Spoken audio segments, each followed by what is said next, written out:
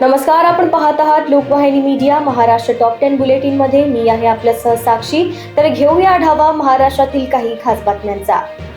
डोंबिवलीत विशेष ओळखपत्राच्या आमिषाने निवृत्त नौदल अधिकाऱ्याची 5.98 लाखांची ऑनलाईन फसवणूक। धाराशिव येथे भूम पोलीस निरीक्षकांच्या बदलीच्या मागणीसाठी नागरिकांचा एल्गार, कारवाई न झाल्यास 14 ऑगस्ट पासून तालुका बंदचा इशारा।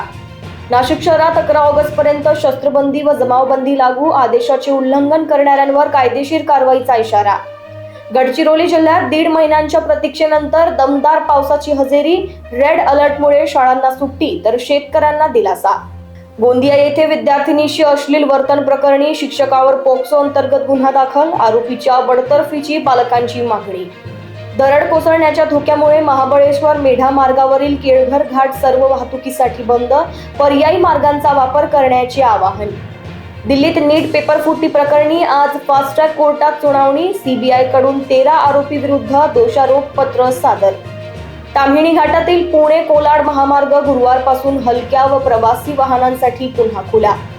पुण्यात भटक्या कुत्र्यांच्या गणनेसाठी महापालिकेची 25 लाखांची निविदा, वाढत्या श्वान संख्येच्या पार्श्वभूमीवर निर्णय।